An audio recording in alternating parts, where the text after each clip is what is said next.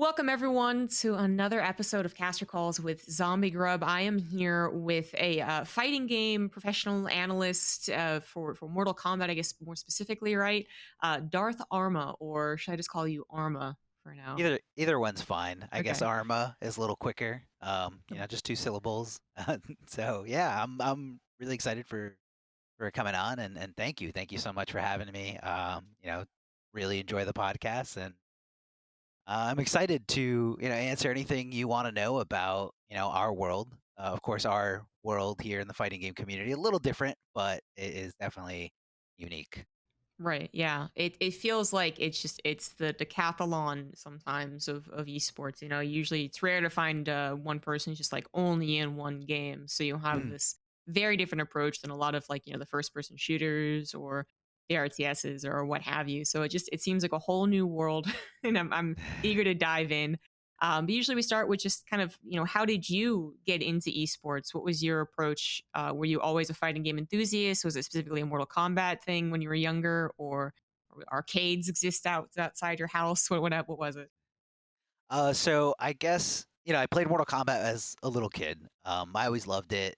My parents just kind of let me buy or play whatever me and my little brother wanted to play. And, of course, Mortal Kombat is the top of any, 8, 9-year-old kid's list, just because it's so gory and like you're not supposed to be playing it. And it has all this cool, like little extra content in it. So I was always a Mortal Kombat fan growing up. And then I got into competitive gaming, like as a competitor during Halo 2. This is like my junior year, senior year of high school. Competed in that. I actually went to a few MLGs as a competitor. Didn't do great, obviously, but it was still a really, really fun experience to be part of something so big, especially in what was that 2005, like so early on to see like bleachers filled with people like chanting the name of like a player that's on a killing spree, and it was just like this surreal moment. But obviously I was kind of young, and I had to start thinking about school, so I couldn't really dive like fully into it. Then competitiveness kind of just kept carrying on. I actually had an arcade by me at the mall in New Jersey. We have a few arcades here in Jersey, or there's like one remaining coin operated only arcade still left in New Jersey. But the one that I went to was Fun and Games at the Willowbrook Mall in Wayne. And it was just kind of, I remember like kind of diving into the competitive fighting game realm back then. And this is, around 2005, 2006, the same time.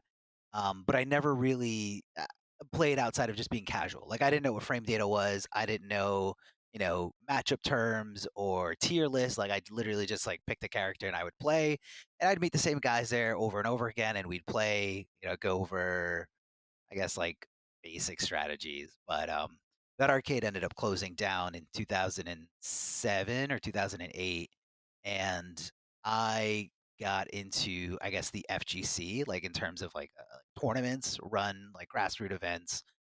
That was in 2009, with the what I call the rebirth of the fighting game community with Street Fighter 4. Like when Street Fighter 4 came out, it was this explosion of tournaments every weekend.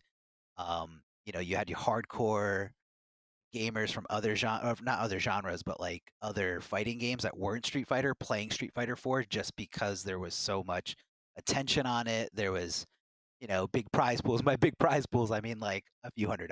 Like it's still nothing, but everyone gravitated towards it and they wanted to play. You had like melee players who are focusing on Street Fighter, old Mortal Kombat players, old like Vampire Slayer, um, and just every like KOF players playing Street Fighter 4, and you know they would adamantly hate it because it was a very simplified game, which is also why it took off compared to Third Strike, the competitive game right before it.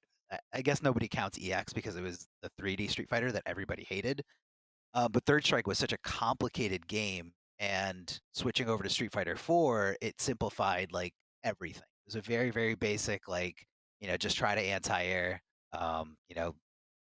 easy-ish execution, no no parrying, which was very, very tough to get a hold of as a Third Strike player. Not that I was a Third Strike player, but like if you're playing Third Strike, it's just a very high level mechanic that you have to get used to. So Street Fighter 4 just kind of restarted everything for everyone. Even after Street Fighter 4, other games or other, franchises would they would kind of take the same thing. They'd say, "Wow, like there's something here in competitive fighting games. Let's go back to the competitive aspect." One example specifically is in Mortal Kombat. So Mortal Kombat 9 came out in 2011, 2 years after this rebirth of the fighting game community, and they went from Mortal Kombat versus DC, which was a 3D, not very well balanced, and not super competitive game, to Mortal Kombat 9, which went back to the 2D realm, no more 3D, and let's focus on getting the competitive aspects, these mechanics well balanced out.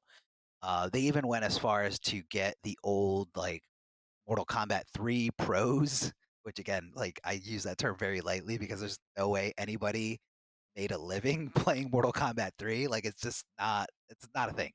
But the really, really good Mortal Kombat 3 players, they got them into the studio. They said, what would you change? What do you think about this character? What does this character need in terms of like buffs or nerfs? Of course, it's a really long, tedious process, and it's not easy. And it definitely isn't possible to, have everything perfectly balanced after inviting a few really good players over for like, I think they were out there for like maybe a week or two. But Mortal Kombat 9 was still seen as a really competitive game, and they tried to make like tours with it, and that was their main focus was getting the competitors to play this game again at a high level like they used to for like MK3. After that, like MK kind of became this less competitive, very different like 3D fighter that wasn't really well balanced at all. Not that I guess the old games weren't super balanced either, but they were a little bit more uh, they were more digestible as competitive games than the 3D ones. Um, but yeah, I don't think that that would have happened without Street Fighter 4 like exploding in 2009. So like I always credit Street Fighter 4 for like restarting the FGC again. So That's interesting. I wouldn't have expected yeah, you to say 2009. I yeah, mean, as far as the games, I just don't have enough of an idea to even start to guess there. But for years, you usually hear that there is boosts maybe in 2010, then maybe 11, 12, 13. Basically, after 2010, you hear about certain games or certain genres coming back up again. CS:GO, redeveloped itself. Suddenly, it's a good game. League of Legends comes out like in 2009 or something like that, and yeah. gets shot up in fame.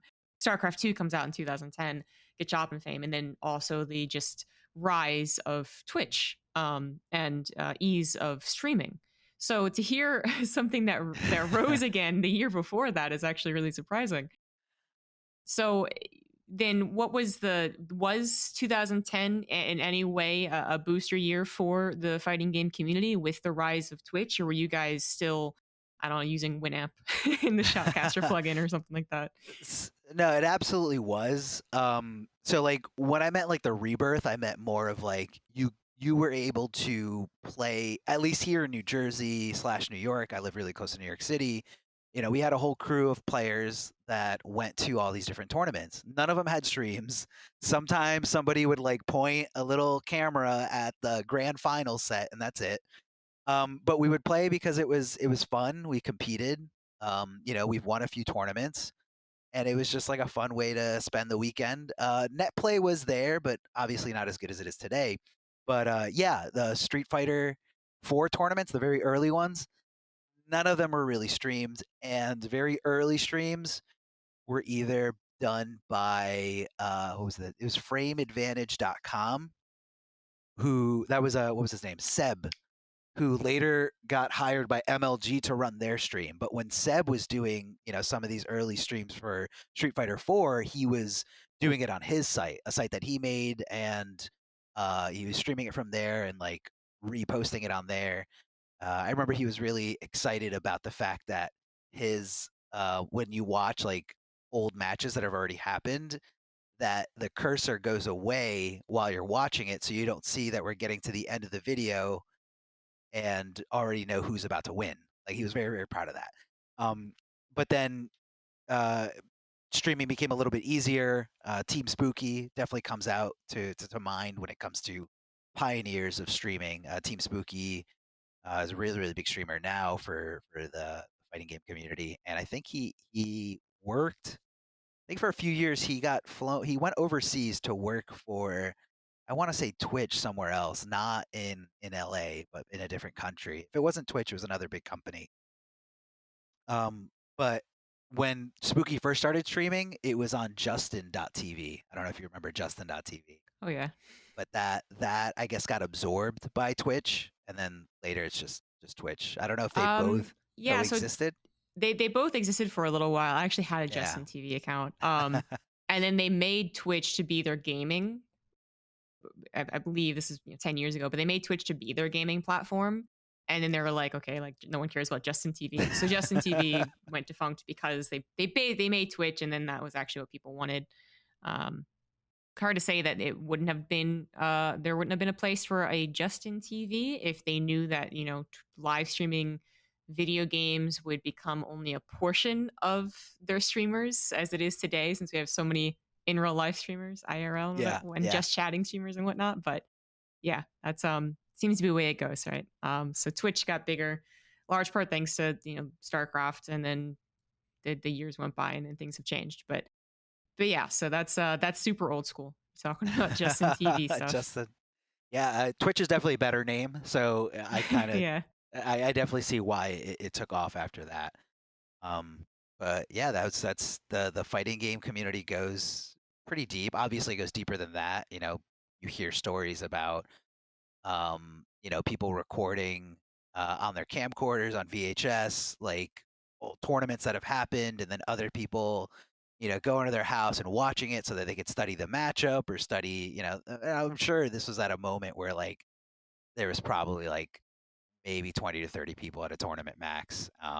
But it's definitely, it has a long history of just playing competitively. You wanted to be the best, not because you made your money for the flight that you took out to LA or Atlanta for the weekend and the hotel, or maybe you just stayed with a buddy.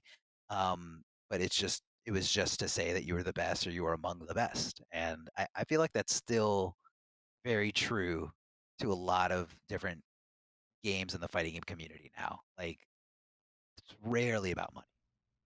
Right. Yeah. We could definitely touch on that for hours. I'm sure we'll touch a little bit on it.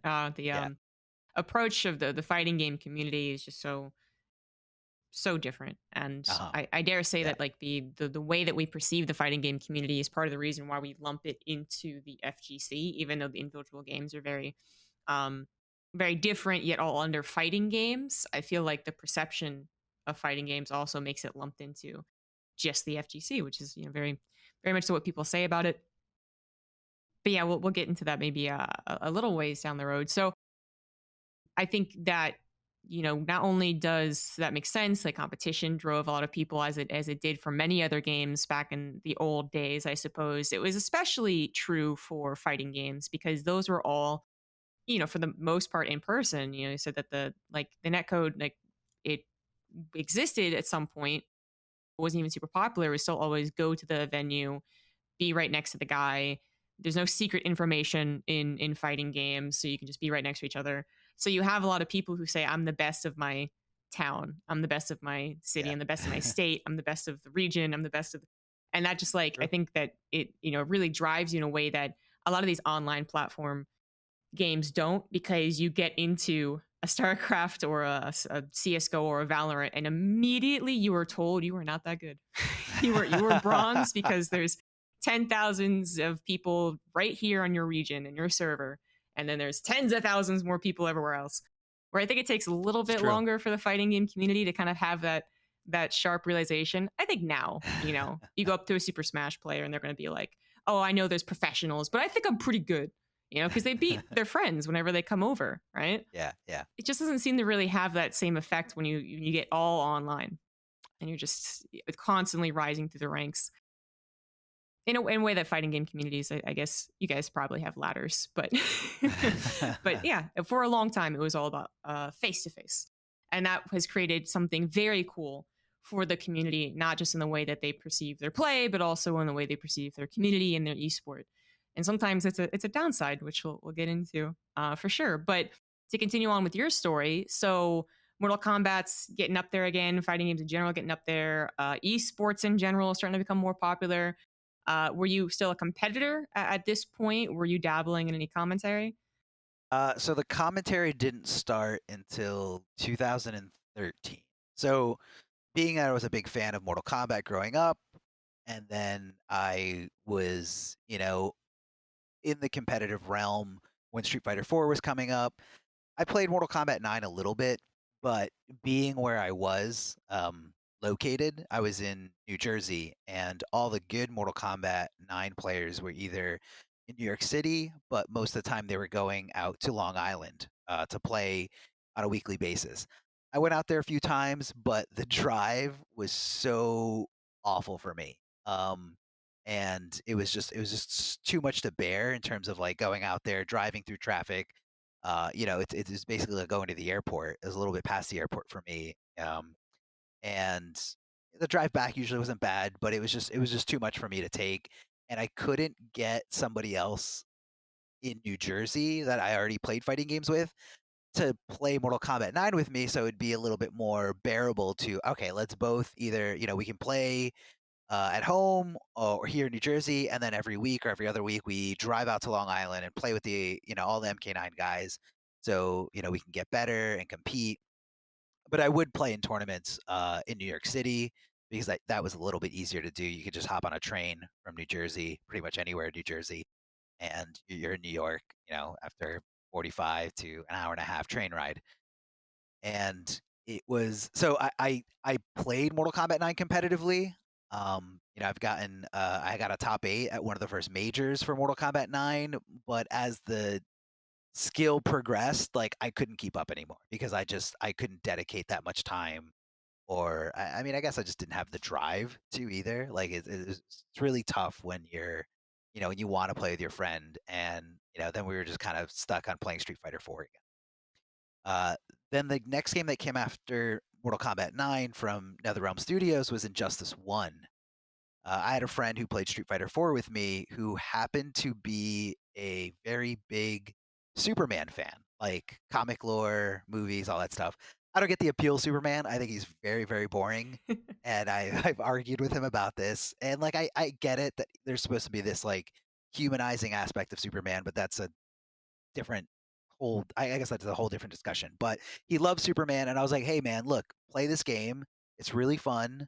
Um, and he was a little hesitant about it. He's like, well, I mean, I feel like you guys, since you already played Mortal Kombat 9, you kind of have an edge over me because you kind of understand how the game engine works a little bit more. And I would tell him that's true, but it's also, some brand new mechanics. There's no block button, there's no canceling dashes, not to get like slightly technical, but I said it's a lot simpler than you think it is. I'll help you through, that learning curve, and I think you'd be really good at this game because you have really good execution, you have really good decision making, and you understand how to, read other players. Like, what are they thinking? What are they scared of? How do I counteract that? And so I got that friend playing. His name is KDZ, or his tag KDZ, and he ended up winning Evo like 3 months later after the game came out. And of course, winning Evo in 2013, I want to say he told me he won like $1,500 after his car broke down and he had to get it towed on his way to the airport. And because his car broke down, he missed his flight, so he had to pay like 500 more dollars for like a last second flight because he was really good and he knew he was good. We played locally at our arcade every Tuesday night, and he knew he was really good. He won like almost every single weekly. and we went to some of the majors before Evo. He didn't win, but he got third at CEO, so he was like itching to go to Evo. And when his car broke down, he's just like, maybe this is God telling me not to go, maybe I should just stop. But then he's just like, I had to go. I paid so much money to get my car towed like right outside the airport. Then I had to pay for a taxi to take me to the airport, and then I had to buy a whole new flight. He barely got to Evo. He said his friend was telling the bracket runner of his pool that, no, wait for KDZ. He's coming. He's coming.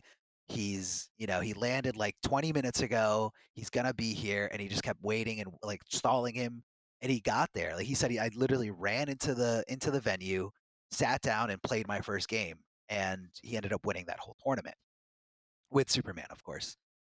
And so it was like it was a very like I was very proud of him because I played with him every day. Maybe not every single day, but we played a lot. Like maybe 5 days out of the week, he would come to my house, and I was young. I was going to college, and I living at my mom's house. Like I had nothing else to do. We were just sitting there playing for hours, and he was definitely better than I was, more consistent, and he was more confident into going out to Evo. I didn't go to Evo, but obviously I was watching him from home, and I was really proud of him when he won, and it was just a huge victory for our scene back then, because you had to touch on what you were talking about before. You were talking about like the region pride.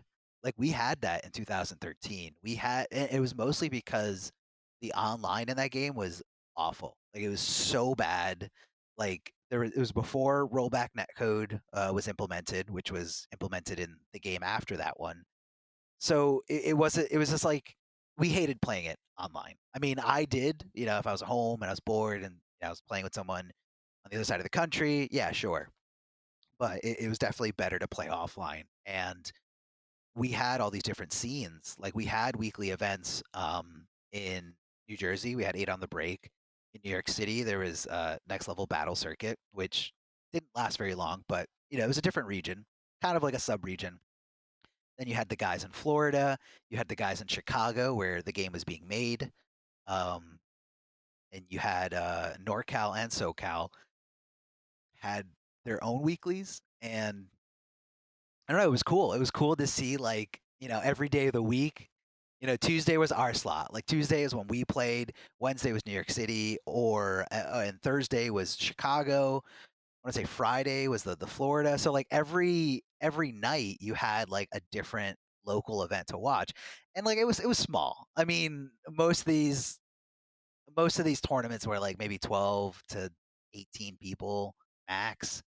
Um, but it was just so fun to like see, oh, this guy is beating everyone with Catwoman in this region, or this guy's beating everybody with Doomsday in this region. Well, which character is actually better? Um, and you would just kind of like say, now you guys are bad because I watch you lose to the same thing every single week. And then when the big tournament happened, again, big meaning 100 people, 150 people, no pot bonus. So the pot was just the $10 entry times 150 people, so like 1,500, meaning the winner maybe took $1,000, like at most. After paying for your flight from Cali to New York City, or your flight from Phoenix to Atlanta, like it definitely wasn't worth it, like financially, and that's why that these guys just love to compete. Like it didn't make any sense for anybody to go out to these tournaments, because it's like best case scenario, I win, cool. After everything I paid for, the food, the hotel, the flight, all the time I invested into this game, I net like $200, $300, and that's if you win. You're most likely not going to win. I mean, some guys can, but the big ones, it's tough.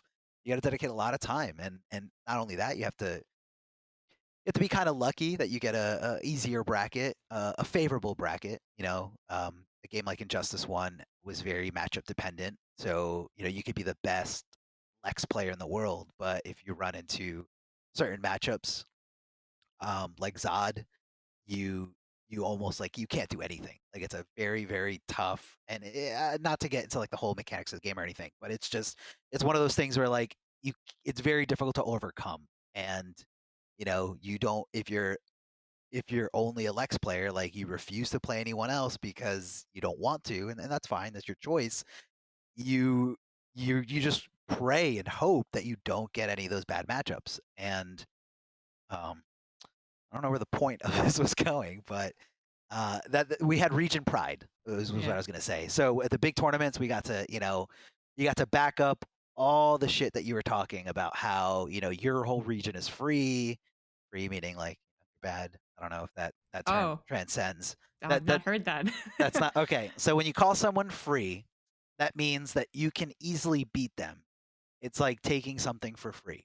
Right. Makes So sense. I just maybe I'm not hip with the lingo. I don't know. I don't in my head I never thought it was like an FGC term, but now that I think about it, I think it is. It's free. Like you are so free.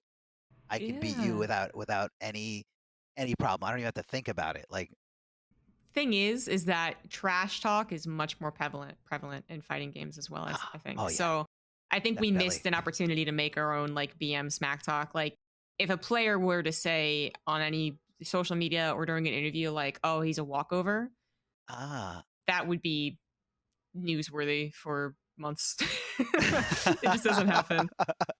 Even if they're friends, the most they'll get is like, very very half-hearted just for the show, like I'll beat you with a cheeky it's not the best. It's not the best here. So Okay, fighting game no. communities have that on lockdown. Why is it because a lot of these top Oh, players have sponsorships to think about, or nah. or That's they don't want to be actually perceived as unprofessional? Like, yeah. So there's two things I guess at play. For StarCraft 2 specifically, but this is kind of true. I feel like for other games, I haven't heard anyone say that guy's free or something like that. But for StarCraft 2, I can talk a lot about that. And specifically, we were dominated by the Korean region for so long. And the Korean culture is to be very humble humble.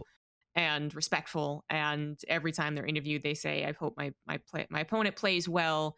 I hope I win for the fans. Okay, see you later." Like that was their intro and outro every time. So that kind of cultivated a certain type of atmosphere for our professionals. We did have a couple of good personalities in the scene, and a couple of them were Korean, of course, but it was a much more rare. And then the second thing was that when we went to lands, we had to stay quiet, sitting behind someone, not even able to like gasp audibly, right? Because that could mess with the concentration. That could reveal that there's a hidden strategy somewhere. So you have a lot of, people call us, golf clap esport, and it's kind of true. We grew up with this era of like you got to be respectful, you got to be a bit quiet, and I mean the best talent win. Stop talking, more walking type situation. So No another way. thing I'm very envious for the fighting game is a Oh, little bit more trash talk. it's not. Yeah, I mean, I guess it's because it was like bred in an arcade era. Um, it's not professional. Like at least like the startup of it wasn't at all. Just because it wasn't. Um, like I don't know, it never had the opportunities that I see, things like Overwatch or StarCraft 2 having like right out the gate. Um, but it didn't. Now you see a little bit more implications of like you have to be you don't necessarily have to be quiet when you're watching your buddy play in pools being like the first few rounds of a tournament. So honestly, it doesn't really matter. Like you're it's the very, very beginning of the tournament. Um, it's not like, all this is on the line, although, that does extend to, down the line of the tournament. But now the FGC is starting to implement a no coaching rule, or they're trying to I guess like define the lines of what coaching is. So I want to say this happened like right around when there was like some money. I can really only speak on like the NRS community. We got a coaching rule for Injustice 2. That was in 2017. where there was like, help from the developer to, buff up these prize pools, $5,000, $10,000. Which I mean, I don't I imagine that you come from a world where the prize pool is a lot more than that. Well, I guess Katowice in February had like a 90,000 for first place. So Okay. Okay. Was that like a final or was that just like that a was the global regular? finals, but Okay. our prize pool was half because it was online. So Oh, yeah. Yeah, that kind of messes everything up right now. yeah, yeah. I don't know. Like I think for like our dream hacks, which are kind of like our events, in this year. Uh-huh. What is it, like a $30,000 price pool? Okay. Yeah. Okay. So So I mean, yeah, you guys definitely get, I think, more than we do normally. And we come from a game that's actually supported by the developer in this sense, where there's a lot of fighting games that have zero support from the developer, even though, and not necessarily say like, oh, the developer is greedy and they don't want to, give us any money. Sometimes they don't have it, or it's not like I'm an accountant. I know how money works. I know where money comes from, and it doesn't make sense financially for these developers to, give some of these. They can't afford it, and it totally makes sense if you look at the game sales. Some developers don't even have the efforts or the means to make like some kind of DLC to make more money. And people just want the world from them, and it's very disheartening to see, people attack developers because they feel like they deserve more. Our community deserves more. Um, we were definitely talking about we were talking about the prize pool in yeah, the state of oh the scene. yeah, no, I remember where this started from. So this started from the coaching rule. Right. Yeah. So they wanted to put a coaching rule into effect, and that rule was you can have one coach, and you have to tell the bracket runner, the pool organizer, whatever, hey, this guy over here is going to be my coach. What that coach can do is they can give you advice in between matches. So like you play best of 5, so first to 3, and in between those games, not during, not like in between rounds, like in between the actual like game is over, you won the first point or they won the first point. um, that coach can give you advice for, I want to say it was 30 seconds, maybe a little bit more. I don't remember the exact amount of time. And then you would talk to them for 30 seconds. You'd lift your little headphone up, and they tell you, hey, look, you're jumping a lot, or hey, you got to stop respecting him when he's doing, this move. I'm trying not to get like super specific, but they would give you advice because they can kind of see it from, a different perspective. Sometimes when you hear the moment, you don't recognize like, oh, this guy's weakness is, he never blocks low or he never blocks high overhead or anything. So the coaching aspect did help. Um, Most players would opt not to do it because they kind of just, it was easier to just be in your own head, figure it out, adapt on your own. But that rule was instated because, sometimes you would get a very rowdy crowd around you. Like, you have the hometown hero in one corner, the invader from a whole different part of the world and the other, and you have everybody yelling for, the hometown Mhm. hero, like, free him up. No, he's going to keep jumping, keep anti-airing him. And they're like yelling like all these different things, like, fuck them up, like anything to just it's not necessarily insightful, but it is like a kind of like a confidence booster. But Mhm. sometimes people will throw in like something like, no, don't respect that. That's -2, or -2 meaning that you can move 2 frames before they can move. I don't know if you know. I'm assuming you don't know frame data or like Not like I know intricacies of. frame data. I know what it is. Okay. So But you know what it is. But those are very specific things that people can yell out to help you in the heat of the moment. Um, so they kind of, I guess they wanted to even the playing field right. for everybody, because that it really wasn't fair. There was one instance at this specific um, combo combo breaker for 2017.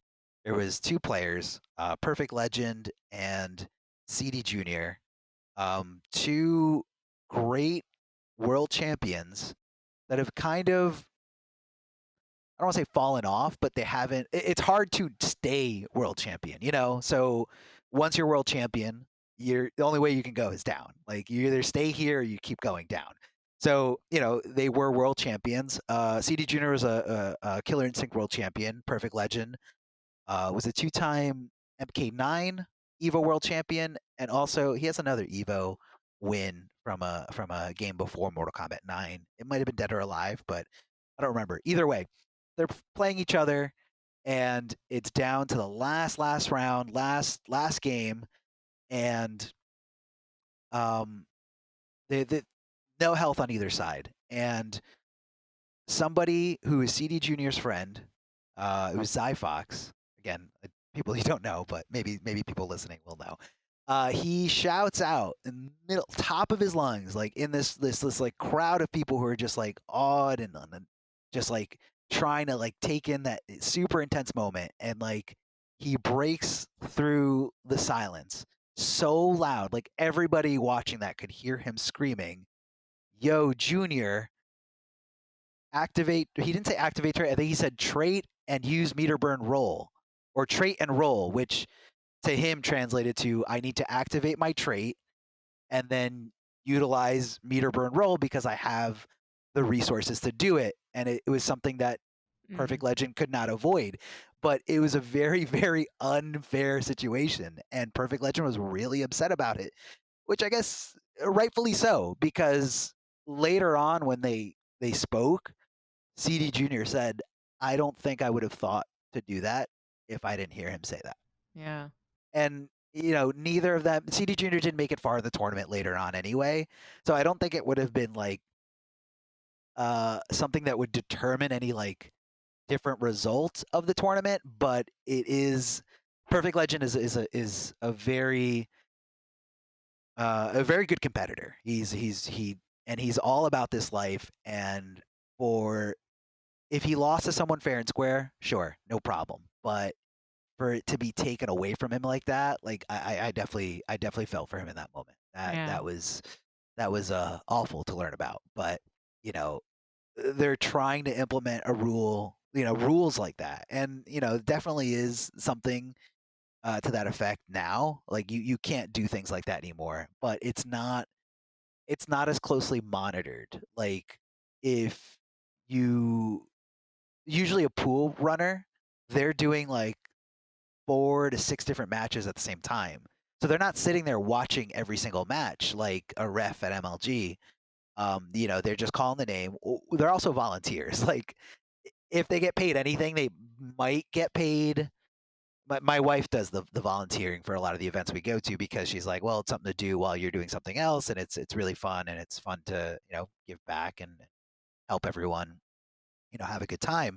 But I think at most they get, some events pay them like maybe $10 to run one pool, and that takes like about 2 hours. So you know, obviously it makes sense because there's like little to no money in like organizing FGC events. There's just like so many costs, and it's very hard to make a profit or a very significant profit. So like I get why organizers, like they can't pay a lot of the bracket runners, and some of them do, and definitely like getting paid something is better than getting paid nothing. It just kind of shows that like, you know, you're trying, like, hey, I know this isn't a lot, but you know, thank you for being a part of this. Thank you for, you know, helping the tournament happen. And a lot of bracket runners, you know, they don't do it because they want to get rich. They do it because they like it. They, you know, it's just fun to be part of a community and just to make sure, be a part of that cog that, you know, make sure that everything's well run and organized and everything's being done efficiently. And it's just cool. It's a cool thing to be a part of it. It's very like community run, community focused. I think they usually like provide, you know, the ticket to the events. Some Oh, provide the yeah. hotel, you know, but like yeah, they're like room with four other guys type situation. But that's kind of fascinating about the coaching rule. I can see why they're doing it, but it's kind of funny because I'm just imagining like, you know, in basketball, there's a legitimate like home field advantage or disadvantage if you're the other team, right? Because you can be the Chicago Bulls in Cleveland or whatever and have them cheering against you, like very Yeah, audibly cheering against you, and you still have to try and win. So it seems I like it's kind of part of the territory. yeah. It reminds me of the in basketball when you're not in the home field and you're taking like a free throw, there's the whole crowd is like moving those little noise makers to try Yeah, to nice maker. to try to break your concentration. I guess it's like an interactive thing, but they definitely don't do that when it's the home, like The home if you're in team. Chicago and the Yeah. Bulls are taking the shot, they're not doing that. It's only for the other team. And it doesn't usually have an effect on them. I mean, maybe it does and nobody ever wants to admit it, but I feel like it's, they're pros, they know how to focus, they know how to, Yeah. tone all that out, but that's definitely like as an athlete, like you have to learn how to tone those things out and like just not listen to them. And that's also true as an esports player competitor, whether it's you're on a big stage and the whole crowd is like screaming for you or against you, or if you're in pools and the guy you're playing against has four very loud obnoxious friends who are just screaming like that you're free and this guy is bad and stop getting thrown by this guy, he's going to do it again, or he's going to keep jumping, or all these specifically, you have to learn how to like tone that out. And it's definitely a fun experience to see, the players that can tone that out. Some players are really, really good at it, and others just aren't. Others crumble under that pressure. It's a skill for sure. I do think like the Bulls kind of actually complained even about how because like certain cities would be so much worse to the opposing team, especially if there's long rivalry. But then it's not really fair with these comparisons because especially for something like an esport that doesn't have a whole lot of money invested into it. These we call them professionals and we expect a certain standard, but the truth is that like they usually have side jobs. They usually are younger. They haven't been in front of a crowd their entire lives. Where like Michael Jordan's going to be in front of a crowd as a star since he's like in middle school, definitely high school. So there's definitely a difference. One that can, as you said, have people crumble. Some people find that it's infectious and they love it. They love proving people wrong. That's true. Some people do, and then there's people who just love the feeling. But it's a bit more of a luck, like a crapshoot when it comes to esports, because you don't get into these situations until suddenly you're there. You go from a lot of times online computers or arcades in this case, or friends' houses, to suddenly boom, now you're in front of a crowd, and this crowd's going to get larger, and you're not going to have any training. You're not going to get PR training. You're not going to get media training. You are just going to have to figure this out on your own. Yeah. It's a pretty cruel world in that aspect, especially for the competitors who are getting younger and younger every year. It seems, Mhm. and there's mentors trying to give them advice, but it's always going to be a difficult world. So it's for Mortal Kombat. How has it progressed since then? So we're talking like a few years ago. So where is it at currently in 2021? What game are you guys on? I'm gonna be real with you and not know the number. 11, Mortal Kombat 11. 11. Okay, Yeah. that's what I So thought. so NRS jumps from, at least since Mortal Kombat 9. After that, they did Injustice 1, which is the DC superhero game. Then it went to MKX, which is Mortal Kombat 10. Then they would jump back to into Injustice 2, and now it's currently at Mortal Kombat 11. Um, and it's changed a lot since 2000. I would even say since 2011 with Mortal Kombat 9, because that really was when the competitive scene started again. Like there were definitely guys who've been playing competitively since like Mortal Kombat 2, Mortal Kombat 3, and they also took the 3D, less competitive, more super imbalanced game seriously. Like there were Mortal Kombat versus DC tournaments in 2008, but they had like 4 or 5 people in them. Like that's all it was, and it's fine. Like obviously you love playing the game, but there was no no one was playing it. Nobody was playing it like they're playing the games now. So it was just a whole completely different world.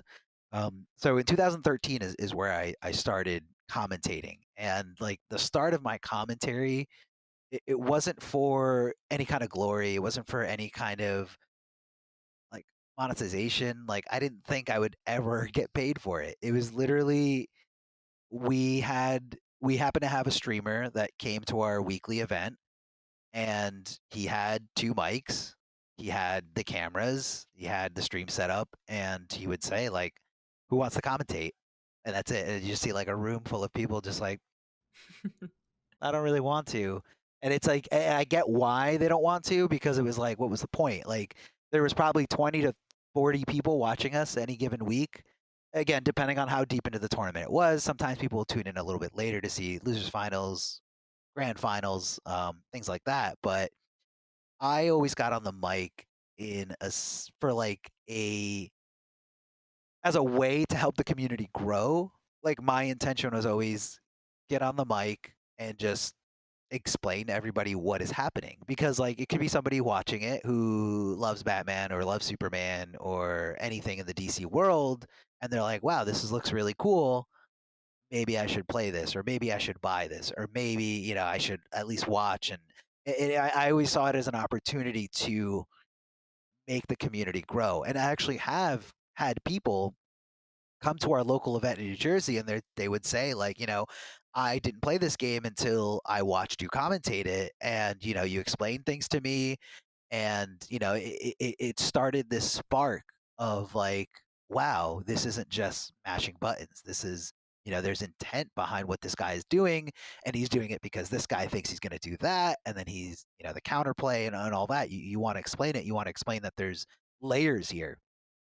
And it was two brothers, one the specific instance that I'm talking about. And towards the end of Injustice 1 era, like before MKX came out, they were coming out to our local event on a regular basis, and it was so cool to know that I did this just to get more people to play the game, and it worked. Like people are playing the game, and it could be for people that don't even live in New Jersey. It could be for people that live in Florida, and they're like, "Wow, I have a scene here in Florida. I'll go to that."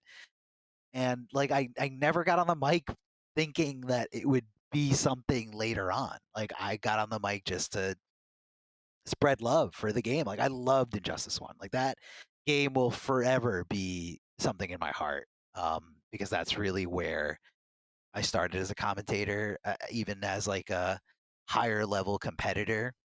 I was seen as a really, really good player in this region. I've won multiple tournaments, local and I guess regionally, like in New York State, and it was just so fun to be a part of that. And the whole time I would get on the mic, it was just for the fun of it. Like we had like 50, 60 people at most watching at like the bigger events, but that was it. Like it wasn't for money. Like if you were to ask me if I would rather get like thousands of people to watch the stream, or if I would rather have like one or two more people show up to the local event and play like offline, I would rather have the people show up and actually play. Like it just made it more fun. It made it more interesting, and it made people like it also made you as a better competitor. Like when you help someone else become better and you play with them, that's going to help you get better.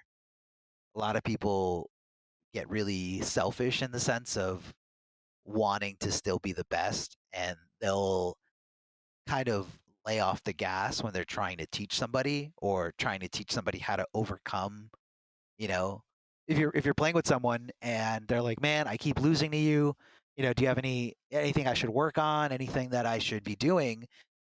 A more selfish approach would be like, "Nah, man, you're playing good," and just give them like the minimal. But if you want to help yourself grow and help the scene grow and help the community grow, you would sit there and give them the actual advice, and then they might get better, and then they'll beat you, but that'll drive you to get better than that and beat them, and overall you're going to be a better competitor. But again, you have to just not care about money, which is really easy to do because there was no money in that scene. Like there was nothing. That this is where we came from. Like the where we played every week was like the last coin operated arcade left in New Jersey, which is 8 on the Break.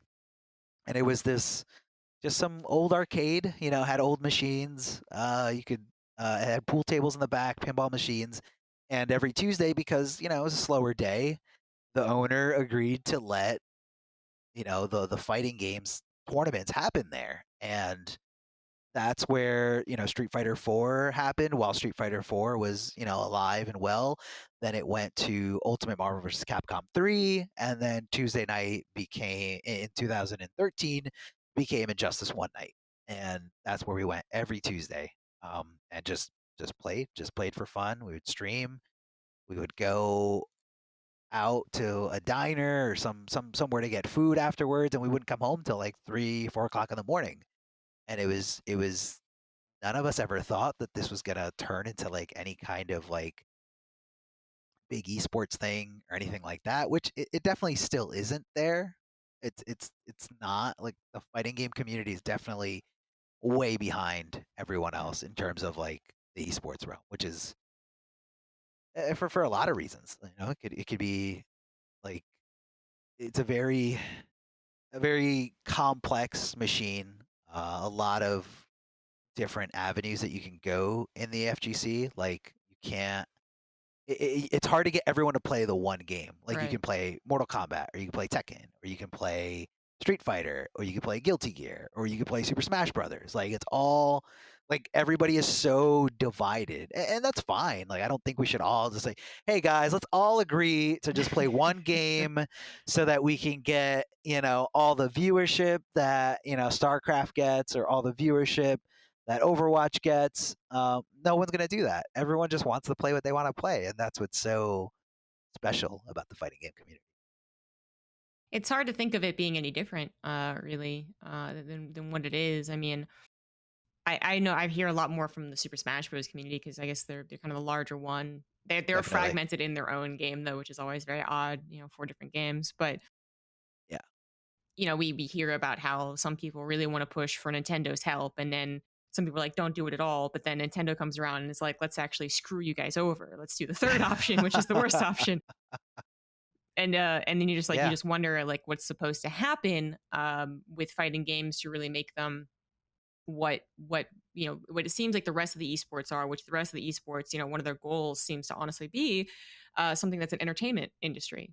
When fighting games seems very much so like, no, we want to be a gaming community, we want to be a gaming industry. So it's hard to imagine what else could be different. I know that there's been attempts to kind of not legitimize, but just kind of suit and tie the fighting game community. We had a Yeah. couple of and it's escaping me right now, but actually very sick production. It was a Street Fighter one. I think they still do some The stuff still. the Capcom Pro Tour, they do Yes, things. yes. Um, There was another one though. They might actually be defunct now. I'm totally blanking on it, but it's not super important. But there's a yeah, little more yeah. of that suit and tie, Uh-huh. a little more of the let's get you into a studio and do some production. And it Uh-huh. seems like it could be really cool. I mean, I even remember. I don't know if you were around for this part, but ESGN. Do you know what that is? Yes, yeah. No, no, I don't know No, what that okay. is. Oh, you shouldn't because it was a total disaster. But Hey, they good. they tried to even like do like a little like esports kind of show with like a variety of esports that had Street Fighter, and they actually got not Street Fighter, a fighting game. It might have been Street Fighter. I don't actually remember. But they got There's a lot Taste of to them. assist a cast, and it was kind of funny because Tasteless like loves fighting games, but he's not a fighting game caster. Anyways, point is they try to like make it suit and tie, but it seems to only ever get so far. And I don't know if that is because the fighting game community is so apart from each other, or if it's the community fighting back, or if it's just a matter of time.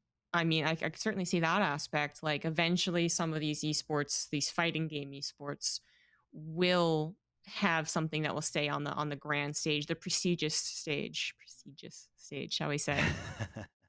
But I don't know. I don't know enough about it. But it seems like you guys are very proud, which is a good thing about that grassroots community, about the like I'll focus on the playing. But it makes doing it for a long time perhaps a little bit difficult. Certainly doing it as a main job. incredibly difficult. Maybe as a hobby, it actually makes it easier, and that's some of why I'm doing this podcast. I'm gonna ask you. You just said you were an accountant, which is a super awesome job. Actually, I think it's interesting. But then you might be doing this more as like a side job or a hobby. Do you think that this makes it easier for you to kind of like dip in and then dip back out because you're not going to be taken over by a bunch of young upstarts who are like, I'm going to be a Mortal Kombat professional commentator, and if you don't do an event, I'm going to come in for you? Or do you think it makes it harder to continue having any type of presence in the fighting game community? What do you mean, like in sense of like it turning into a suit and tie esports type of thing?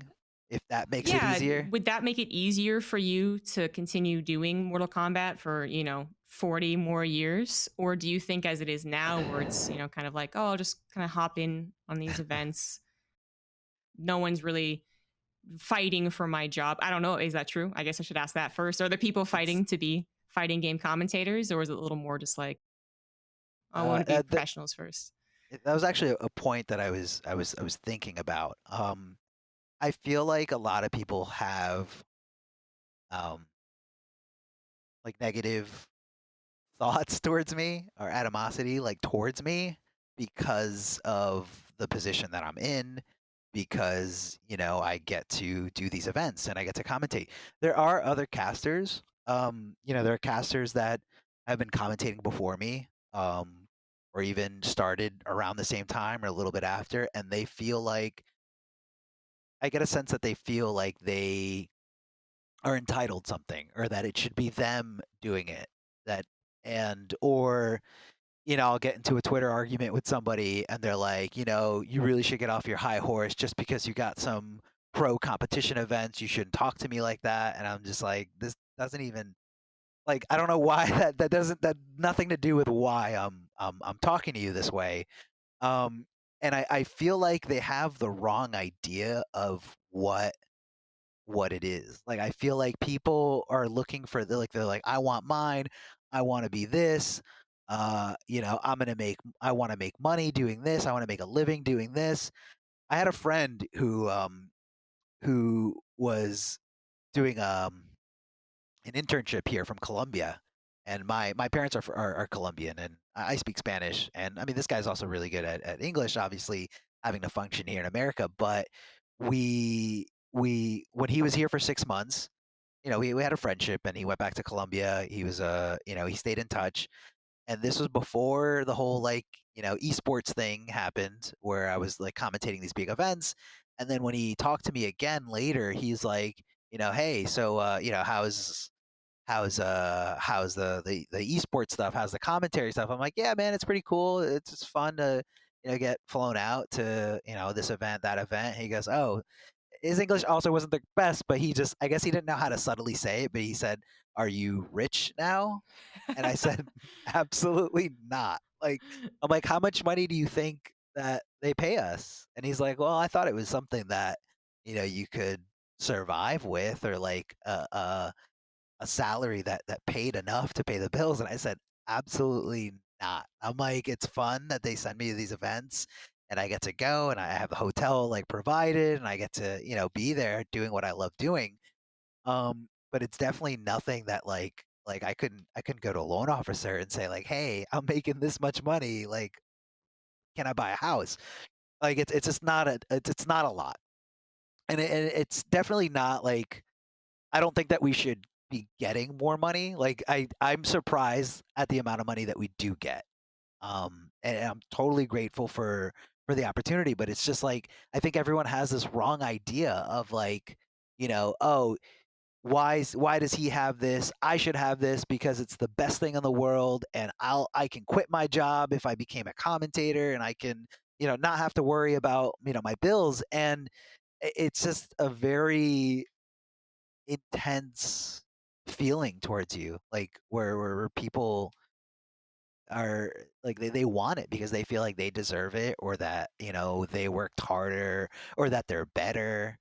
And in my head, I'm just like, if you knew how much like if you knew how much like this like how much I got paid, would you still be this mad? Would you still care? Would you still want to, fight for this and do all these things if you knew. Like I think a lot of people get the wrong idea of it. Like they see all these other esports, they see the viewership and the prize pools and like the money that these other, esports workers get, and they just kind of assume like, well, it should be the same thing here for our game, even though our game has like 1/100th of the viewership or 1/100th of the actual user base. People like have this like entitlement in their head. Um, One time on Twitter, I saw somebody posted. This was right when Fortnite did that big. I think they did the big duo tournament with. It might have been, it was like a pro player and a famous Streamer. like Yeah. celebrity or streamer, or no, maybe it was just a regular streamer, but it was like a huge prize pool. It was like, I want to say like maybe it was a $500,000 one. It was just some Maybe. Yeah. obscene amount of money, like huge amount of money. And somebody in my community was like, I don't know why I don't know why it was something along the lines of like, I don't know why we're killing ourselves for these $10,000 prize pools when Fortnite is getting $1 million.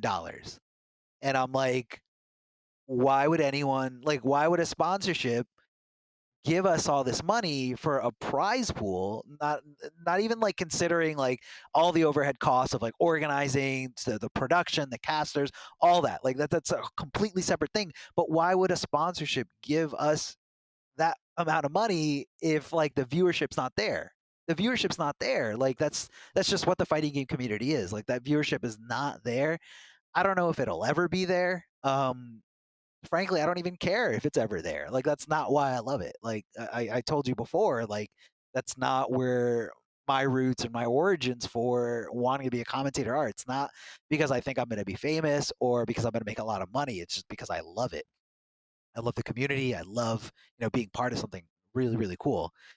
And I just don't understand where that idea comes from. Where like, okay, Fortnite equals this, so MK11 equals this too. Like, yeah, why are we happy about this? Like these guys are being greedy. And honestly, NRS is probably one of the few fighting game developers that actually make money in terms of like sales. And it's because, as a fighting game, it provides so much more. It's not just, the arcade mode where you go up the ladder and that's it. Like it has a very unique, in-depth, well voice acted story mode.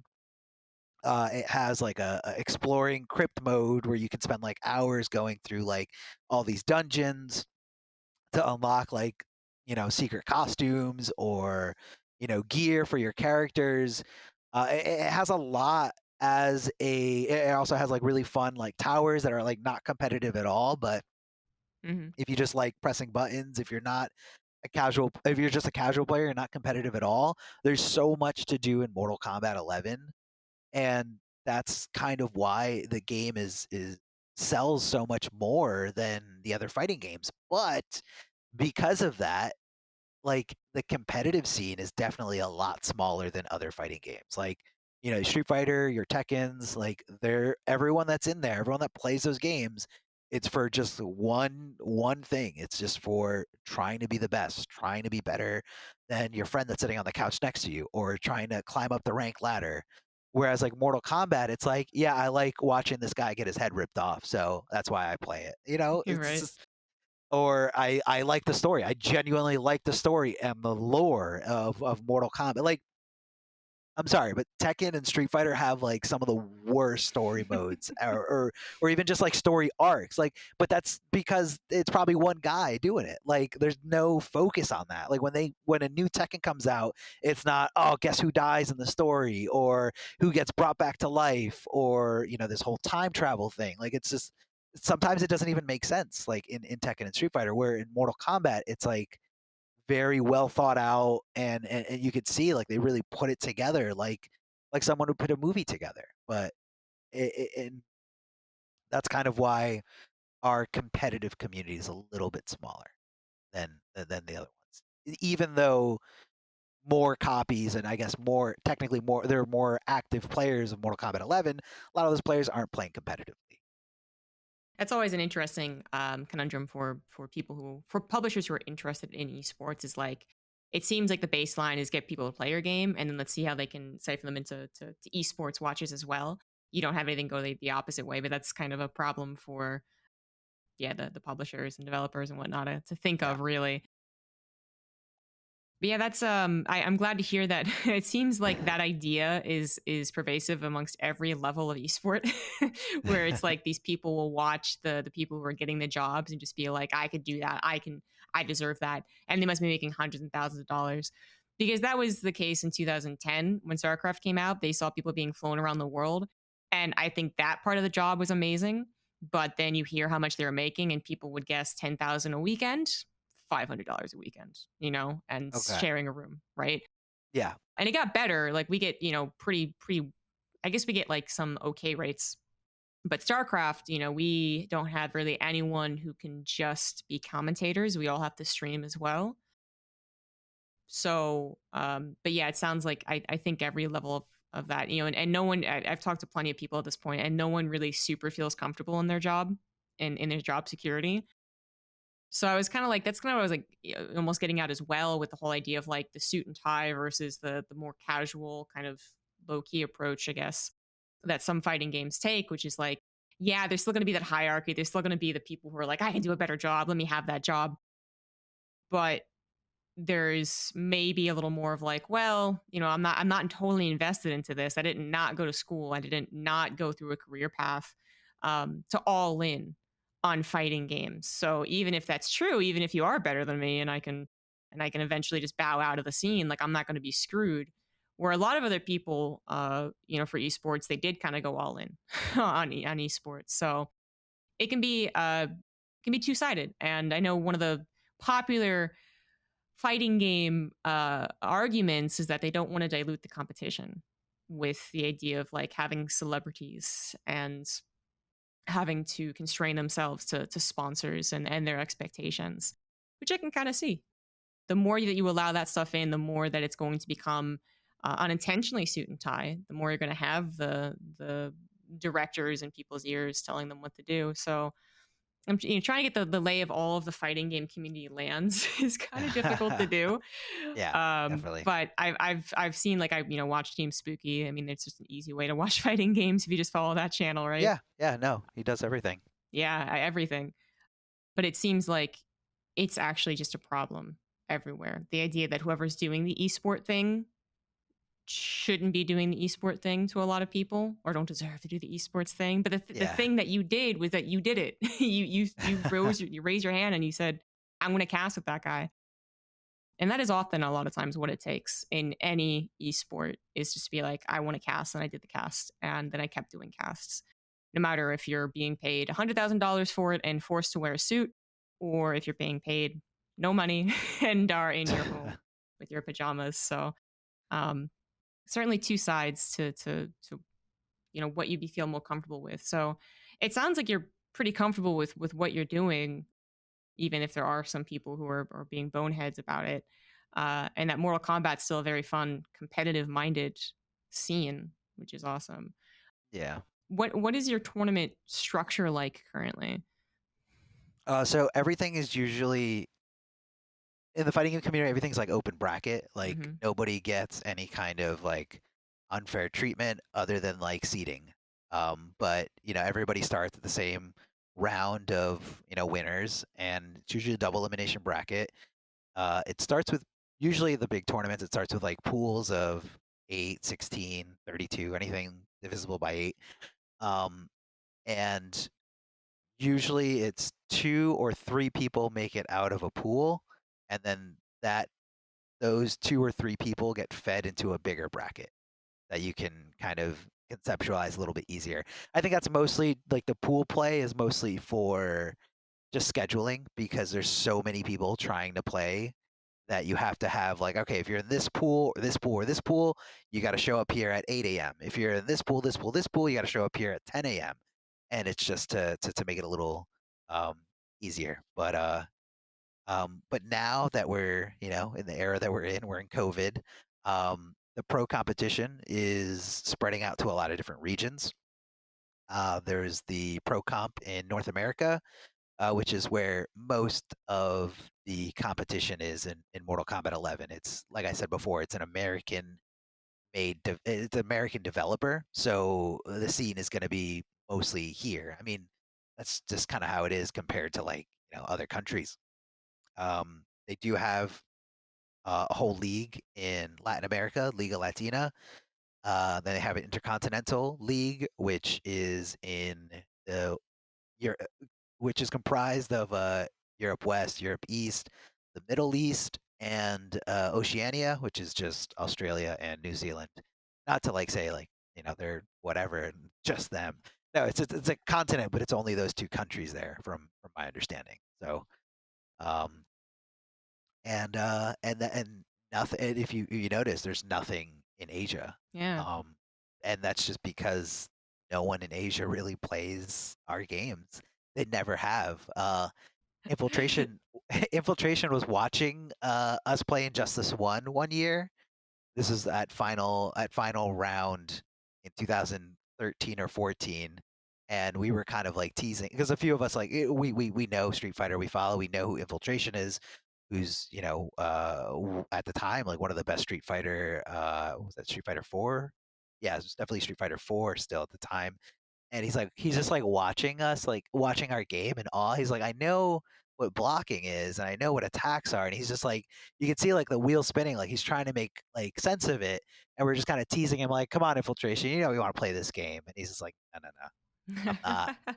I'm not. And a lot of it is also like, I don't know. I don't know why there's like a whole culture in Asia to be like proud of your own country, or I guess in this case your own region, and I feel like most of them don't head over or play something else that's so glorified in America. And I think it also has to do with the fact that you can sever off heads. Yeah. That's a big no-no in Japan. Right. uh, yeah, they allude to decapitation, but like specifically depicting and animating and showing the head like coming off the body is big no-no in Japan. Mhm. So And that doesn't help. yeah, I was gonna say I was with someone in Korea and they went and wanted to pick up MK11 and they spoke Korean and the lady was just uh, like, "What? We don't have that game." So he was just kind of screwed. Yeah, so it's definitely a big deal, and it is so weird though because we're so used to having either Korea come in for its PC games. Oh, uh-huh. and I can get into the history of why that is the case, but I won't. Yeah. But TLDR, they didn't have consoles really. I think because they Uh-huh. didn't like Japan for a long time.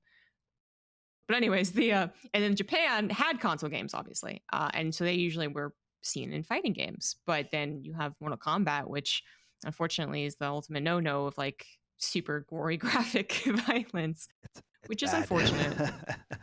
I think there is still like a little bit of that interesting, in StarCraft, it's the foreigners, which we refer to as all non-Koreans are foreigners versus the Koreans. And I think if you know nothing about fighting games except like a couple of shows here and there, you'd know that there's a lot of the foreign world versus Japan.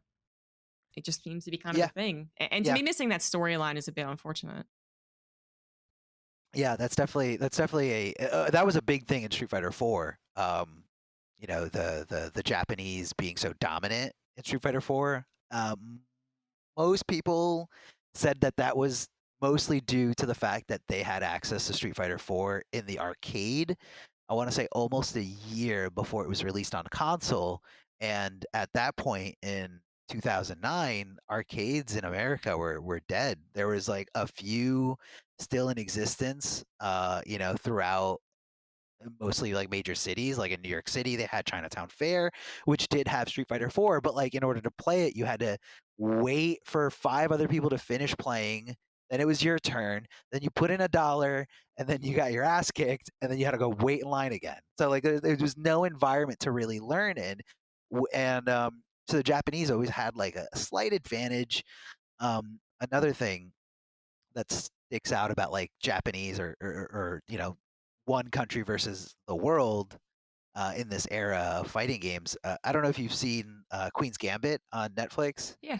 everyone was talking about it for like a month ago, but I thought it was a very interesting like comparison as they were talking about the way that the Americans were talking about the Russians, and they were saying like, the Russians, they eat, sleep, and breathe like chess, and they play with each other, and they help each other get better, and they like coach each other on strategies. Whereas like in America, it's just like everyone's out for themselves. Nobody's trying to help each other. Everybody just wants to be the best themselves. Where in Russia, they're like, as long as it's one of us, like we are proud.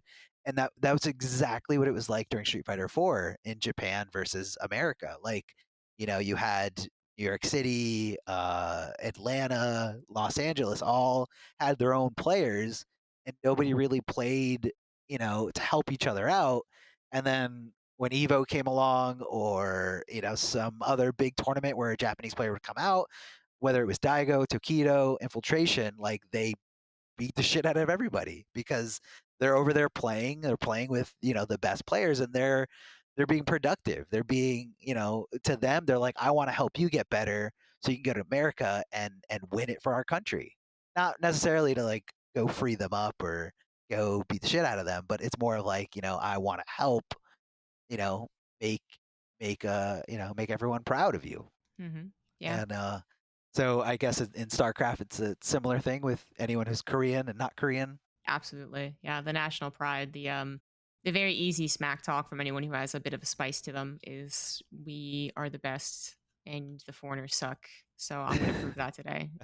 Easy clip moment right there. Which a couple players have done, and they were taking it very seriously 3-ish years ago, because it was the first time that it was really being contested, and now it's being contested multiple times. So it's no longer just like getting our faces pummeled in by by the Koreans, but they still want to win. They still want to be the best, but it's kind of a difficult scenario right now over in Korea with StarCraft. But so kind of with that storyline idea in mind, when you're casting Mortal Kombat, do you kind of focus on bringing in the new players, the people who might be like, "Oh, I love Scorpion. He was my favorite. I'm going to watch this."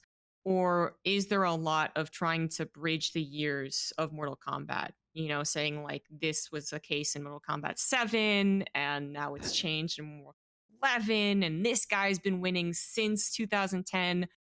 Where do you find your focus when you commentate this game? So one of the biggest complaints that I hear about my commentary is that I simplify things too much. And, mostly I hear that from people in our community where they're just like, oh, you always say you explain things too much, or, this is all stuff I know because I play the game 10 hours a day. And, my response is one, your commentary is never going to make everyone happy, no matter what. Like, if I'm not doing that, then someone's going to say like, I don't understand what you're talking about. I don't care what you're talking about. So you're never going to make everyone happy. And two, yeah, I focus my commentary on trying to get newer people to watch and appreciate the game. Trying to, again, going back to the idea, the whole reason I commentate is to just help the community grow. I want somebody who's not as into it, maybe someone who plays Tekken or someone who plays Street Fighter or someone who plays a different game competitively to watch it.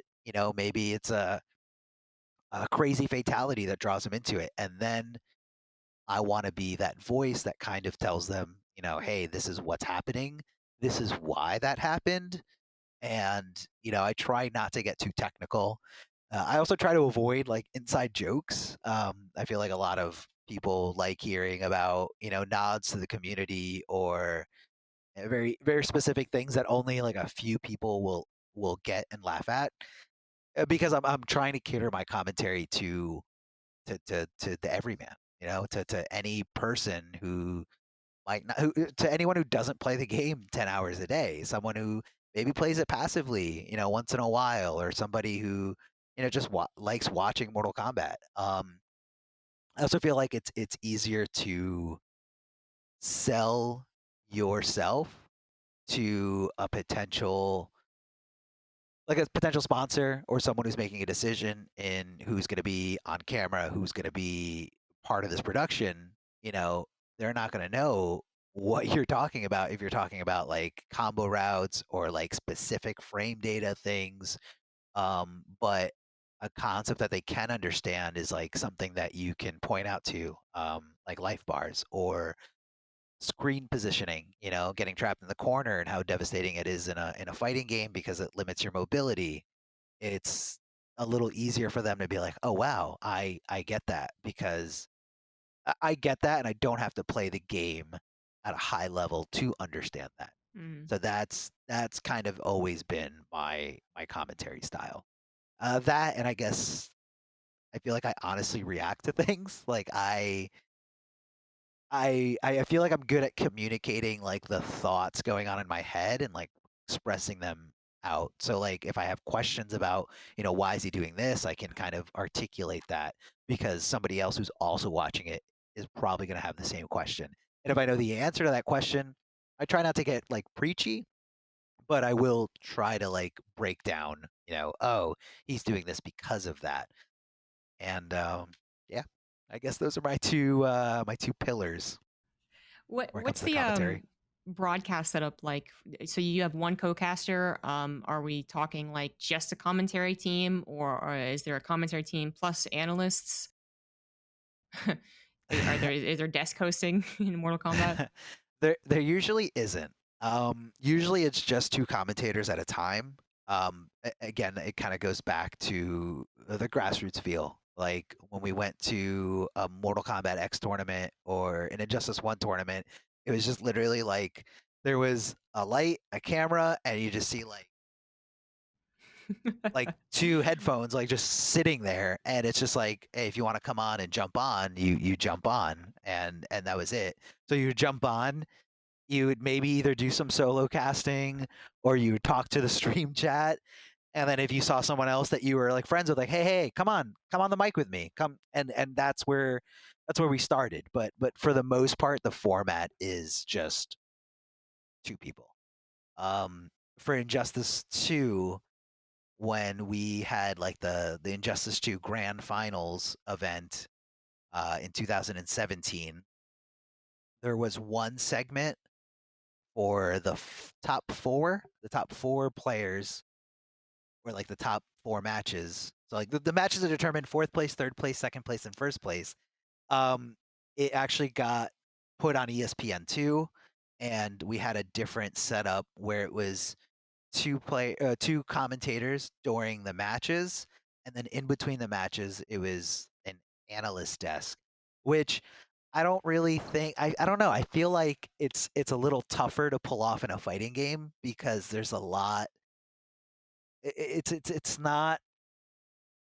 I don't know. I feel like it works in other games like first person shooters or MOBAs or anything because there's more like, I think it's a little bit more complex. Not to say that like fighting games are like dull or easy. They're not. Um, but I feel like a lot that revolves around the fighting game are things that happen in that moment. Hmm. So like our version of our analyst desk was like, yeah, man, this guy plays this guy plays that, and usually he wins. But let's see if he wins. Let's throw it back to the casters, and it was just that. It was like so bare bones. I mean, they wanted us to. They also were like, oh, you got to keep it like under a certain amount of time. So we're just like, what do we even say that's like insightful? So like we were just like writing. We basically just writing our script down. Like, this is this guy. I'll say this. You say that, and then I'll throw it back to them. And I just don't. I don't think it works. I don't, and I definitely see why we kind of stopped doing that. Yeah. I think maybe it has to do with just like how fast the technical stuff is. Like I can't think of how you would throw to an analyst desk and have the equivalent of StarCraft casters being like, so let's look at this fight. Because for you guys it would be like, let's look at this moment, I guess, right? So you'd be like the Yeah, jab came in before the kick, and because the frame that is different, obviously I know a lot yeah, about yeah. fighting games. That's a very small moment that there's plenty of, but Uh then huh. you're playing best of fives, best of threes, or whatever. Uh huh. So you're almost like going too hyper detailed, but then that is what the analysis is. Yeah, I feel like I can see how that would be hard to have an analysis breakdown that hasn't already happened in the commentary. Yeah. And I think you're right. Like, I'm not trying to say that it is simplistic or anything. It just the moments feel like they're already caught up on, and then that moment's gone, and then it's the next moment. Yeah. Yeah. So yeah, I could. I mean, I think. By the way, the thing I was thinking of was E League. That's the thing I was Oh, thinking of. okay. Okay. Yeah. The E-League Showdown. Something like that, right? Where I just Yeah. remember it Yeah. was like kind of set up like you would expect ESPN to be set up, and they Is had, that I the think, one where Shaq went on there? I think so. Yeah. Yeah. Yeah. Um, I think they had 3 people, and I think that's a format that could work really well. Like, I think having a host can still add a bit of prestige, and it can kind of direct some of the conversation. But the 2 people who are on the desk are both commentators and analysts. Yeah. I think that worked fairly well. But I think it's also just, again, one of those things where fighting games feels like it's still on the development side. I mean, not that other esports have perfected it, but other esports feel like they've gotten their image as a broadcast and as an entertainment industry down. Where fighting games, yeah, is still very much the 2 guys having fun, picking up the headsets and wanting to Yeah. chat to each other, which is still, an amazing experience in its own right. People still want to have the entertainment value with the hominess of 2 friends watching a game that they enjoy. That's actually still one of the basis of good commentary. Is just that if you're enjoying your time, the audience will as well. So I don't think it has to get any more specific, has to get any more elaborate to be commentary, but it does mean that you guys, for the fighting game commentary, have, I think, some of the most difficult casting to do, where you are analyzing the individual moments while stuff is still happening, and this stuff happens fast. And I have yet to really find a commentary where it felt like one person was analyzing and the other person was play by playing. Is that the same in Mortal Kombat? Do you guys just have to kind of mix over each other a whole ton? Yeah. I mean, I feel like it's never.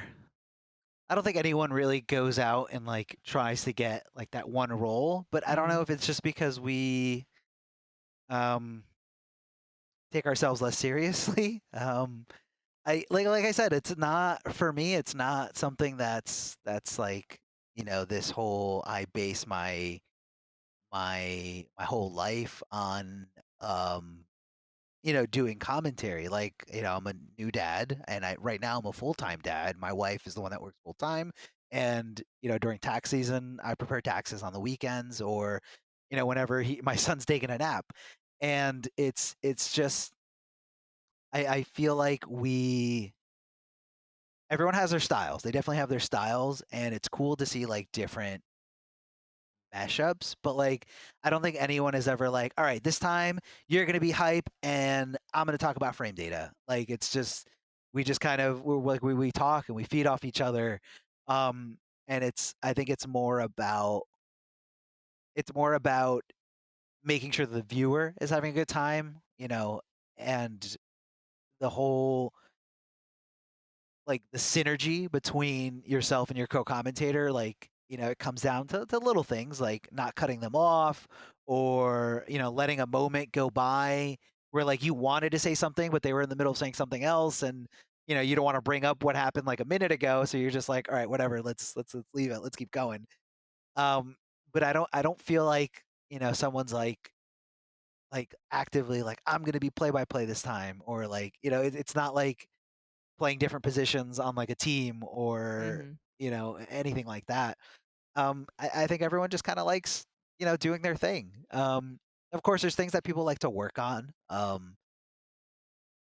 where people want to get like more comfortable doing one type of commentary. I know Ultra David is really analytical about his own commentary, and I know for like the last like year or two he's been trying to be a little bit more more laid back, more silly, or fun on the mic. And I guess maybe he was like watching his own stuff, and he's like, sometimes I come off as a little stuffy.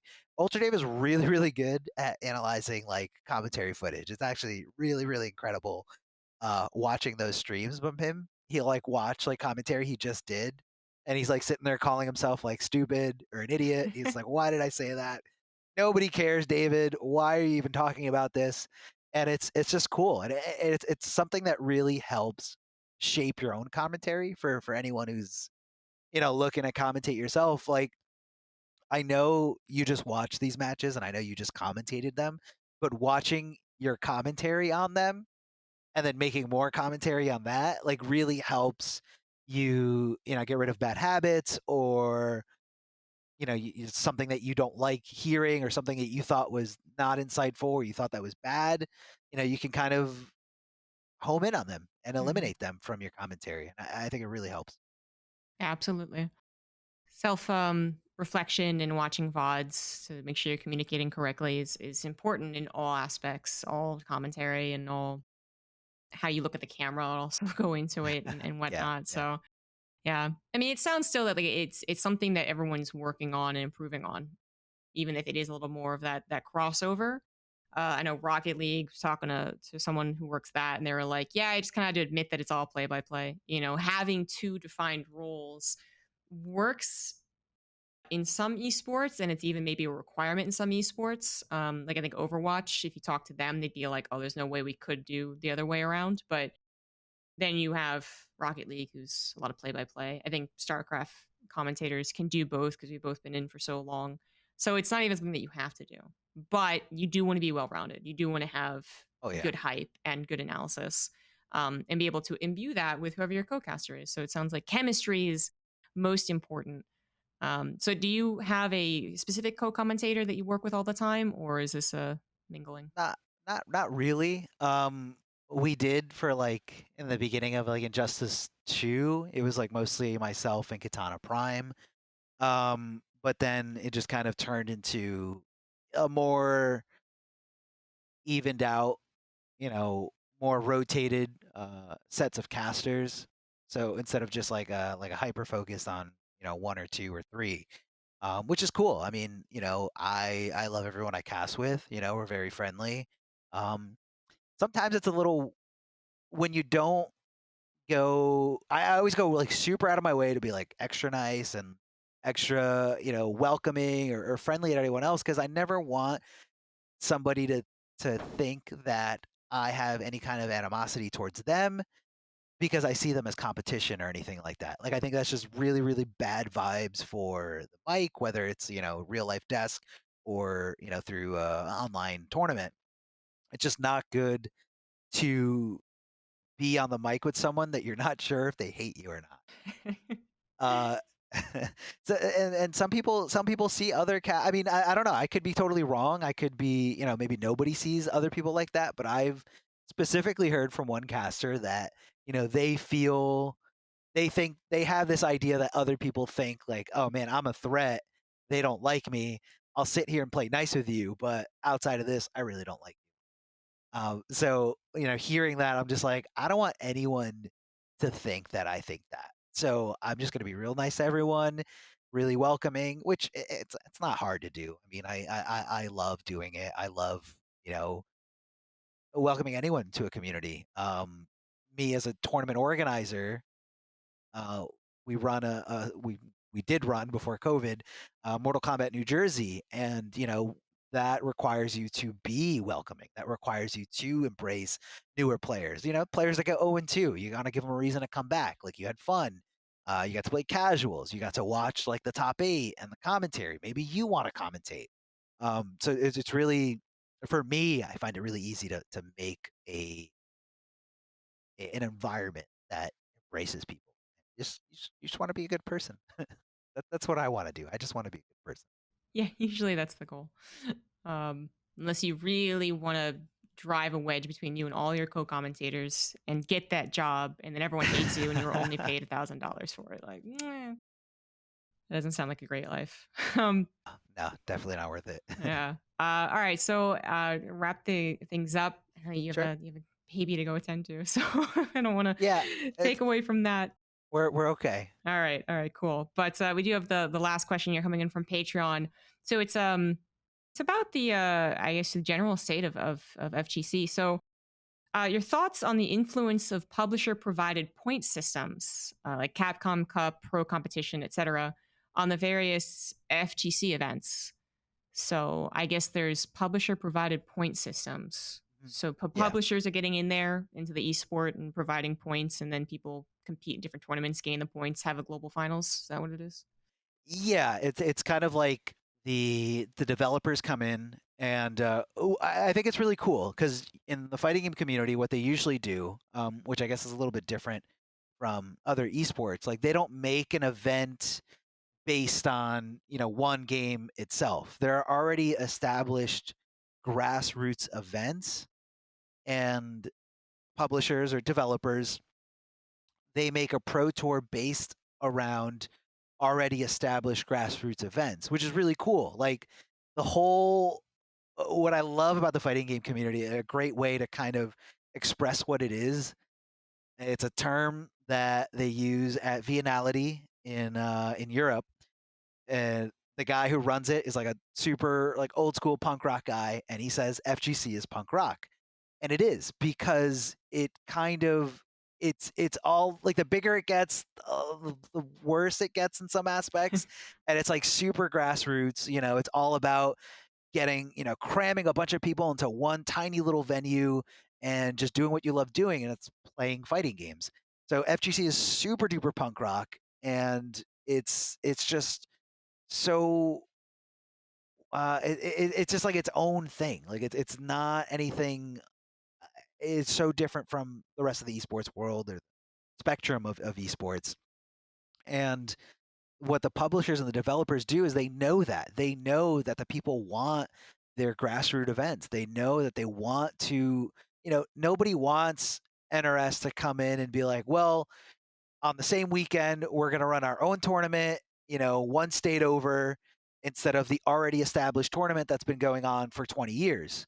So what they do is they make a tour like of a year, like you're going to have this, there's going to be this many points up for grabs at this event, then this event, then this event, then this event, then this event, and then you qualify for like an invitational only tournament for like a big prize pool.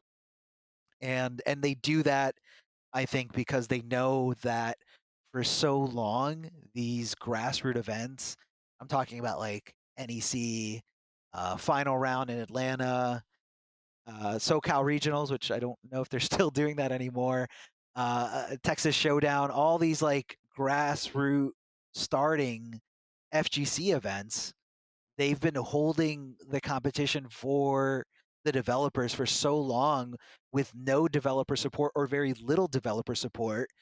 And now that developers can give back, now that their game is getting more attention, now that streaming is a thing, they know like we shouldn't screw these guys over. Like why would we run our own event? Also, it's going to be way more expensive. Why would we run our own event when we can just you know give prestige and support to this event? Because if you grant points to a specific fighting game event, everybody's going to that event. Everybody is flying to that event. They're going to Combo Breaker, they're going to CEO, they're going to Evo to get those points so that they could qualify for the big grand finale of Mortal Kombat 11. And I love it. I think it's really cool. And the guys who are in charge of the Pro Tour, I think they're doing a fantastic job. They're also giving a little bit more presence and more of a spotlight to the other regions of the world. I broke it down a little bit for you before, but they have events in the Middle East, in Australia, in Latin America, and these are usually countries and regions that you don't see anything from them. You don't see, any big prize pool event there, but there are people there that play the game. There are people there that love Mortal Kombat, and it's just it's cool to kind of spread it out. Like Mhm. it's cool to not just be all about one country, because like imagine if you're like one of the best Australian players out there, or Australian Mortal Kombat players out there, and in order for you to get to an event that has like a real prize pool or some actual points on the line, you have to pay like $1,000 just for your flight, and that's you're paying it yourself. Like there are sponsors and there are teams, but a free ride is a very, very rare thing to see in the NRS FGC.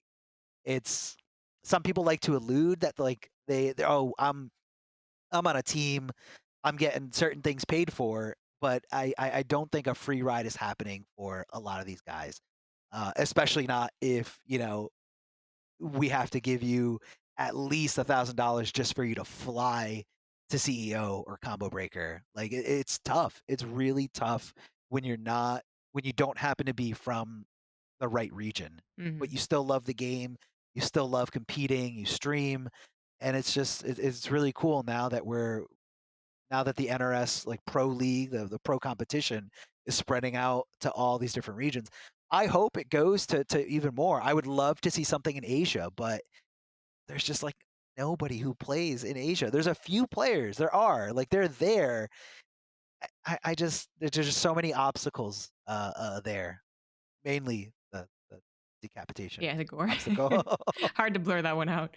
Um, yeah, no, that's awesome. It's been kind of like a fight for I think other esports between the grassroots and the publisher moving in. Overwatch was a really easy like thing to study in that aspect when they had a bunch of grassroots stuff, and then Blizzard was like kicked it to the side. It was like, nope, just get an Overwatch League. People didn't like that, and some people loved it. Like, there's two sides to it. And Uh-huh. then for StarCraft, we had been always kind of pushing and asking, like, hey, could you give Nerd Street Gamers doing Cheesadelphia some WCS points? And they'd be like, oh, well, there's too many like legal things.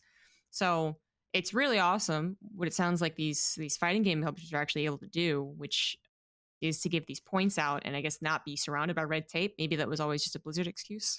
I don't know. Because I think ESL has actually been doing better on that front and being Mm, open to it. So I think it was maybe a Blizzard excuse, but yeah, could have that been. sounds It like could have been. a good mix. Letting the grassroots Yeah. do themselves and then have them do all the work as well, and then just give points. That sounds It, easy, No, I mean, yeah, it definitely is easier than like running your own thing, and right? maybe that's why they're playing nice because they're like, we thought about making our own events, but we just can't afford it, or it's just way too much money. These guys already have it figured out.